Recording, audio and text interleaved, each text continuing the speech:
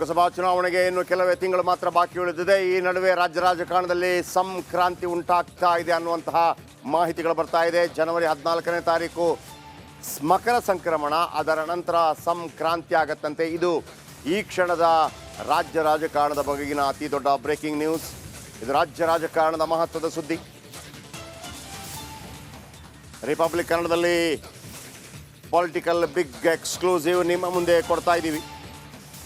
ಕಾಂಗ್ರೆಸ್ ಸರ್ಕಾರದಲ್ಲಿ ಸಂಕ್ರಾಂತಿ ಫಿಕ್ಸ್ ಆಗ್ತಾ ಇದೆ. ಸರ್ಕಾರ ಬಂದ 6 ತಿಂಗಳಲ್ಲಿ ಬೆಳವಣಿಗೆ ಆಗ್ತಾನೇ ಇದೆ. ಮತ್ತೊಮ್ಮೆ ಇದು ಕೇಳಿ ಬರ್ತಾ ಇದೆ. ಈ ಹಿಂದೆ ಕೂಡ ಜನವರಿ ನಂತರ ಏನೋ ಬದಲಾವಣೆ ಆಗುತ್ತೆ ಅನ್ನುವಂಥ ಮಾಹಿತಿಗಳು ಬರ್ತಾನೇ ಇತ್ತು. ಆದರೂ ಕೂಡ 136 ಸದಸ್ಯ ಬಲದ ಕಾಂಗ್ರೆಸ್ ಸರ್ಕಾರವನ್ನು ಅಲುಗಾಡಿಸೋದು ಅಷ್ಟು ಸುಲಭ ಅಲ್ಲ. ಆದರೆ ವಿಪಕ್ಷಗಳು ಕೆಲವು ಮಾಹಿತಿಗಳನ್ನು ಕೊಡ್ತಾನೇ ಇದೆ. ದಿನೇ ದಿನೇ ಹೆಚ್ಚುತ್ತಾ ಇದೆಯಂತೆ ಕಾಂಗ್ರೆಸ್ ಶಾಸಕರ ಅಸಮಾಧಾನ. ಕಾಂಗ್ರೆಸ್ನಲ್ಲಿ ತೀವ್ರಗೊಂಡಿದೆಯಂತೆ. ಮಂತ್ರಿಗಿರಿ ಶಾಸಕರನ್ನ ವಿಶ್ವಾಸಕ್ಕೆ ಪಡೆಯಲು ಸಿಎಂ ಮತ್ತು ಡಿಸಿಎಂ ಪ್ರಯತ್ನ ಪಡ್ತಾ ಇದ್ದಾರೆ. ಬಹಿರಂಗ ಹೇಳಿಕೆ, ಡಿಸಿಎಂ ಸ್ಥಾನಕ್ಕೆ ಬೇಡಿಕೆ, ಅಭಿವೃದ್ಧಿಗಾಗಿ ಅಸಮಾಧಾನ. ಶಾಸಕರ ಜೊತೆ ಸಿಎಂ ಸಭೆ ನಡೆಸಿದ್ರು. ತಣ್ಣಗಾಗಿಲ್ವಂತೆ ಮುನಿಸು. ಯಾಕಂದರೆ 2 ಕೋಟಿ ಕೊಡಬೇಕು ಒಬ್ಬೊಬ್ಬ MLA ಸ್ಥಾನಕ್ಕೆ, MLA ಕ್ಷೇತ್ರಕ್ಕೆ. ಅಂದರೆ ಶಾಸಕರಿಗೆ ಕೊಡುವಂಥ ಅನುದಾನ ಅದು 2 ಕೋಟಿ. ಆದರೆ ಇಲ್ಲಿ ತನಕ ಅಷ್ಟು ಕೊಡಲಿಕ್ಕಾಗಿಲ್ಲ. ಕೇವಲ 50 ಲಕ್ಷ ಮಾತ್ರ ಕೊಟ್ಟಿದ್ದಾರೆ. ಈ ರೀತಿಯ ಗೊಂದಲ ಇರಬಾರ್ದು ಅಂತ ಹೇಳಿ ಒಂದು ಕಡೆ ಬಹಿರಂಗ ಹೇಳಿಕೆಯನ್ನು ಕೊಡ್ತಾರೆ. ಮತ್ತೊಂದು ಕಡೆ ಆಲ್ರೆಡಿ 3 DCM ಬೇಕು ಅಂತೇಳಿ ಮೊನ್ನೆ ಕೂಡ ಅಂದರೆ ಸಿದ್ದರಾಮಯ್ಯ ಬಣದವರೆಲ್ಲರೂ ಕೂಡ 3 ಜಾತಿಗಳಿಗೆ DCM ಕೊಡಿ.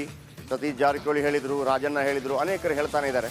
ಮತ್ತೊಂದು ಕಡೆ DK ಶಿವಕುಮಾರ್ ಅವರು ಒಂದೇ DCM ಅನ್ನುವಂಥ ರೀತಿಯಲ್ಲಿ ಪಟ್ಟು ಹಿಡಿದಿದ್ದಾರೆ. ಈಗಾಗಲೇ RV ದೇಶಪಾಂಡೆ ಇರ್ಬೋದು, BR ಪಾಟೀಲ್ ಇರ್ಬೋದು, ಬಸವರಾಜ ರಾಯರೆಡ್ಡಿ ಇರ್ಬೋದು, ಅವರು ಒಂದು ರೀತಿಯಲ್ಲಿ ಪತ್ರ ಬರೀತಾ ಇದ್ರು. ಒಂದು ರೀತಿಯಲ್ಲಿ ತಮ್ಮ ಅಸಮಾಧಾನ ಹೊರ ಹಾಕ್ತಾ ಇದ್ರು. ಬಸವರಾಜ ರಾಯರೆಡ್ಡಿ ಅವರು ಹೇಳ್ತಾ ಇದ್ರು, ನಾನು ಸೀನಿಯರ್ ಇದ್ದೀನಿ, ನನ್ನ ಜೂನಿಯರ್ಗಳಿಗೂ ಸಿಕ್ಕಿದೆ ಅಂತ. ಡೈರೆಕ್ಟ್ ಅಲ್ಲದಿದ್ರು ಕೂಡ ಅವ್ರಿಗೊಂದು ಅಸಮಾಧಾನ ಇತ್ತು. ಹಾಗೇನೆ BR ಪಾಟೀಲ್ ಅವ್ರಿಗೂ ಆ ಅಸಮಾಧಾನ ಇತ್ತು. ಜೂನಿಯರ್ಗಳಿಗೆಲ್ಲ ಸಿಕ್ಕಿದೆ, ನಮಗೆ ಸಿಕ್ಕಿಲ್ಲ. ಅಂದರೆ ಪ್ರಿಯಾಂಕರ್ಗೆ ಸಿಕ್ಕಿದೆ, ನನಗೆ ಸಿಕ್ಕಿಲ್ಲ.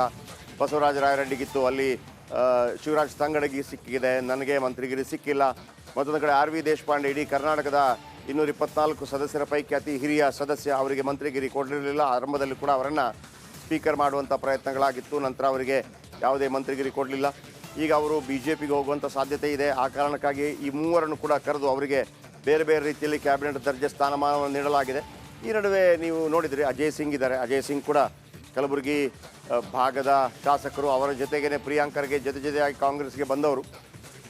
ಪ್ರಿಯಾಂಕರ್ಗೆ 2 ಬಾರಿ ಮಂತ್ರಿಗಿರಿ ಸಿಕ್ತು, ಅಜಯ್ ಸಿಂಗ್ಗೆ 1 ಬಾರಿ ಕೂಡ ಸಿಕ್ಕಿಲ್ಲ. ಅವರೊಂದು ಮಾತನ್ನು ಹೇಳಿದರು, ನಾನು ಕೂಡ ಮಂತ್ರಿಗಿರಿ ಆಕಾಂಕ್ಷಿ ಅನ್ನುವಂಥದ್ದು. ಸೊ ಹಾಗಾಗಿ ಮತ್ತೊಂದು ಕಡೆ BJP ಇತ್ತೀಚೆಗೆ ವಿಜೇಂದ್ರ ಕೂಡ ಒಂದು ಹೇಳಿಕೆಯನ್ನು ಕೊಟ್ಟಿದ್ದರು, ಕೆಲವರನ್ನು ಪಕ್ಷಕ್ಕೆ ಆಹ್ವಾನಿಸಿಕೊಳ್ಳೋ ಪ್ರಯತ್ನಗಳಾಗ್ತಾ ಇದೆ ಅಂಥೇಳಿ.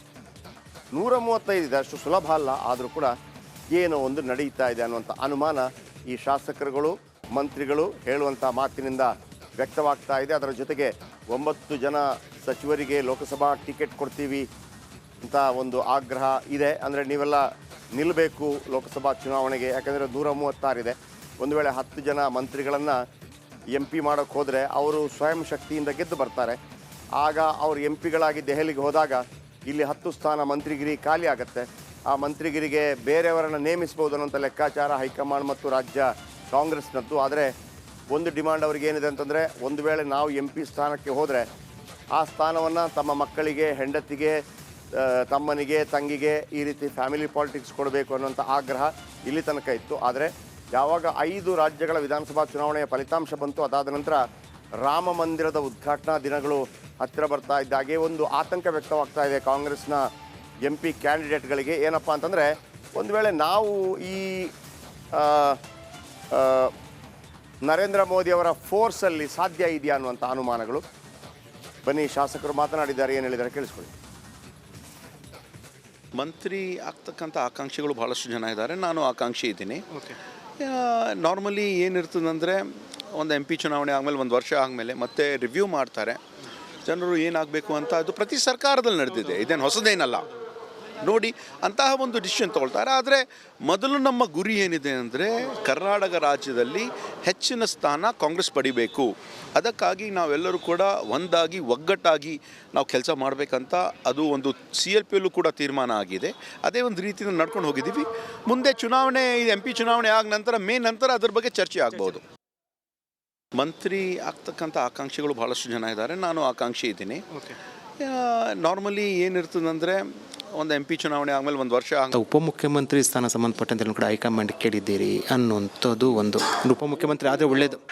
ನಾವೆಲ್ಲಿ ಕೂಡ ವೈಯಕ್ತಿಕವಾಗಿ ರಿಕ್ವೆಸ್ಟ್ ಮಾಡಿಲ್ಲ. ಆದರೆ ಹೊರಗಿಂದ ಸಮುದಾಯದ ಒತ್ತಗಳು ವಿದಿನ್ ದಿ ಪಾರ್ಟ್. ನನ್ನ ಆತ್ಮಗೌರವಕ್ಕೆ ಧಕ್ಕೆ ಬಂದ ತಕ್ಷಣ ಬಂದರೆ ನನ್ನ ರಾಜೀನಾಮೆಯನ್ನು ಬಿಸಾಕಿ ನಾನು ಮನೆ ಹೋಗ್ತೀನಿ ಅನ್ನೋ ಮಾತನ್ನು ಹೇಳಿದೆ. ನನ್ನ ಆತ್ಮಗೌರವಕ್ಕೆ ಧಕ್ಕೆ ಬಂದ ತಕ್ಷಣ ಬಂದರೆ ನನ್ನ ರಾಜೀನಾಮೆಯನ್ನು ಬಿಸಾಕಿ ನಾನು ಮನೆ ಹೋಗ್ತೀನಿ ಅನ್ನೋ ಮಾತನ್ನು ಹೇಳಿದೆ. ನನ್ನ ಆತ್ಮಗೌರವಕ್ಕೆ ಧಕ್ಕೆ ಬಂದ ತಕ್ಷಣ ಬಂದರೆ ನನ್ನ ರಾಜೀನಾಮೆಯನ್ನು ಬಿಸಾಕಿ ನಾನು ಮನೆ ಹೋಗ್ತೀನಿ ಅನ್ನೋ ಮಾತನ್ನು ಹೇಳಿದೆ. ನನ್ನ ಆತ್ಮಗೌರವಕ್ಕೆ ಧಕ್ಕೆ ಬಂದ ತಕ್ಷಣ ಬಂದರೆ ನನ್ನ ರಾಜೀನಾಮೆಯನ್ನು ಬಿಸಾಕಿ ನಾನು ಮನೆ ಹೋಗ್ತೀನಿ ಅನ್ನೋ ಮಾತನ್ನು ಹೇಳಿದೆ. ನನ್ನ ಆತ್ಮಗೌರವಕ್ಕೆ ಧಕ್ಕೆ ಬಂದ ತಕ್ಷಣ ಬಂದರೆ ನನ್ನ ರಾಜೀನಾಮೆಯನ್ನು ಬಿಸಾಕಿ ನಾನು ಮನೆ ಹೋಗ್ತೀನಿ ಅನ್ನೋ ಮಾತನ್ನು ಹೇಳಿದೆ. ನನ್ನ ಆತ್ಮಗೌರವಕ್ಕೆ ಧಕ್ಕೆ ಬಂದ ನೋಡಿ, ಒಂದು ಕಡೆ ಅಜಯ್ ಸಿಂಗ್, ಅದಾದ ನಂತರ ಸತೀಶ್ ಜಾರಕಿಹೊಳಿ, BR ಪಾಟೀಲ್, ಬಸವರಾಜ ರಾಯರೆಡ್ಡಿ, ಒಬ್ಬರ ಹಿಂದೆ ಒಬ್ಬೊಬ್ಬರು. ಈ ನಡುವೆ ಪರಮೇಶ್ವರ್ ಅವರ ಹೇಳಿಕೆ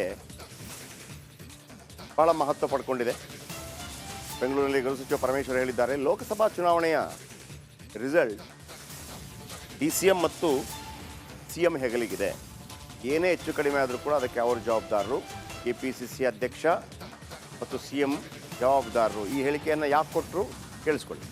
ಅಧ್ಯಕ್ಷರಿದ್ದಾರೆ ಸರ್. CM DCM 4ನೇ ತಾರೀಕು ದೆಹಲಿಗೆ ಹೋಗ್ತಾರೆ ಸರ್. ತಮಗೇನಾರು ಆಹ್ವಾನ ಇದೆ ಸರ್? ಇಲ್ಲ, ನನಗೆ ಗೊತ್ತಿಲ್ಲ. ಅವರು ಅಧ್ಯಕ್ಷರಿದ್ದಾರೆ, ಮುಖ್ಯಮಂತ್ರಿಗಳು CLP ನಾಯಕರಿದ್ದಾರೆ, ಅವರೇ ಜವಾಬ್ದಾರಿ ಈ ಚುನಾವಣೆದು ಹೊರಬೇಕಾಗ್ತದೆ. ಅದಕ್ಕಾಗಿ ಕರೀತಾರೆ. ಇದು ಸ್ವಾಭಾವಿಕವಾಗಿ ನಡೆಯುವಂಥ ಪ್ರಕ್ರಿಯೆ ಅಲ್ಲ ಸರ್, ತಾವು ಹಿರಿಯರ ನಾಯಕರಿದ್ದೀರಿ, ಅಧ್ಯಕ್ಷರಾಗಿದ್ದವರು, ತಮಗೂ ಕೂಡ ಜವಾಬ್ದಾರಿ ಹಂಚಿಕೆ ಆಗ್ಬೋದಿತ್ತಲ್ಲ ಅಂತ ಸರ್? ಎಲ್ಲ ಗೊತ್ತಿಲ್ಲಪ್ಪ. ಅದೇನು ಅವ್ರು ಯೂಶ್ವಲಿ ಕರೆಯೋದು CLP ಆ್ಯಂಡ್ PCC ಇಬ್ಬರನ್ನೇ ಕರೆಯೋದು. ನಾನು PCCಯಲ್ಲಿರುವಾಗಲೂ ಕೂಡ ನನಗೆ ಮತ್ತು CLP ನಾಯಕರಿಗೆ ಕರಿತಾಯಿದ್ರು, ಬೇರೆಯವ್ರಿಗೆ ಯಾರಿಗೂ ಕರಿತಿರಲಿಲ್ಲ. ಅದೇ ಪದ್ಧತಿ ಮುಂದುವರೆದಿದೆ, ಅದರಲ್ಲೇನು ವ್ಯತ್ಯಾಸಗಳೇನಿಲ್ಲ. ಓಕೆ, ನೇರವಾದ ಮಾತನ್ನು ಹೇಳಿದ್ದಾರೆ ಪರಮೇಶ್ವರ್ ಅವರು ಕೂಡ 8 ವರ್ಷಗಳ ಕಾಲ ಕಾಂಗ್ರೆಸ್ನ ಅಧ್ಯಕ್ಷರಾಗಿ ಕೆಲಸ ಮಾಡಿದಂಥವರು. ಅವರ ಕಾಲಾವಧಿಯಲ್ಲಿ 2013ರಲ್ಲಿ ಸರ್ಕಾರ ಅಧಿಕಾರಕ್ಕೆ ಬಂದಿತ್ತು. ಆದರೆ ಅವರು ಸೋತ ಕಾರಣಕ್ಕಾಗಿ ಅವರಿಗೆ ಮುಖ್ಯಮಂತ್ರಿ ಆಗೋದಕ್ಕಾಗಲಿಲ್ಲ. ಈಗ ಒಂದು ಈ ರೀತಿ ಮಹಾ ಕ್ರಾಂತಿ ಆಗತ್ತೆ, ಸಂಕ್ರಾಂತಿ ಆಗತ್ತೆ. ನನ್ನ ಜೊತೆ ಪೊಲಿಟಿಕಲ್ ಬ್ಯೂರೋ ಹೆಡ್ ಆಗಿರುವಂತಹ ವಿಜಯ್ ಕೂಡ ಇದ್ದಾರೆ. ವಿಜಯ್, 136, 137 ಸ್ಥಾನ ಇರುವಂಥದ್ದು ಪೊಲಿಟಿಕಲ್ ಸಂಕ್ರಾಂತಿ ಅಷ್ಟು ಸುಲಭನ ಒಂದು ಕಡೆ? ಬೇರೆ ಪಕ್ಷದವರಿಂದ ಆಗುವಂಥದ್ದ ಅಥವಾ ಕಾಂಗ್ರೆಸ್ನ ಒಳಗಡೆ ಆಗುವಂಥದ್ದ? ಒಂದು ವೇಳೆ ಆದರೂ ಕೂಡ 136 ಇರುವಂಥ ಕಾಂಗ್ರೆಸ್ ಪಕ್ಷವನ್ನು ಅಲುಗಾಡಿಸೋದು ಅಷ್ಟು ಸುಲಭನ?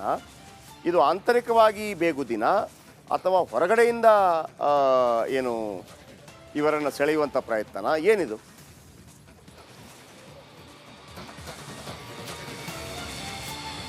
ಎಕ್ಸಾಕ್ಟ್ಲಿ ಜಯಪ್ರಕಾಶ್, ಇದೇ ವಿಚಾರ ಚರ್ಚೆ ಆರಂಭ ಆಗಿರುವಂಥದ್ದು. ಬಹಳ ಪ್ರಮುಖವಾಗಿ ಏನು ಸರ್ಕಾರ ಬಂದಾಗಿನಿಂದ ಕೂಡ ಒಂದಷ್ಟು ಚರ್ಚೆಗಳು ಶುರುವಾಗಿರುವಂಥದ್ದು. ಅದು ಪ್ರತಿಪಕ್ಷ ನಾಯಕ ಏನು ಒಂದು ಪ್ರತಿಪಕ್ಷ ನಾಯಕರು ಅಂದರೆ ಕುಮಾರಸ್ವಾಮಿ ಇರ್ಬೋದು, ಮತ್ತೊಂದು ಕಡೆ ವಿಜಯೇಂದ್ರ ಇರ್ಬೋದು, ಈ ರೀತಿ ಎಲ್ಲರೂ ಕೂಡ ಸರ್ಕಾರದ ಅತಂತ್ರ ಸಂಬಂಧಪಟ್ಟಂತೆ ಮಾತಾಡ್ತಾ ಇರುವಂಥದ್ದು.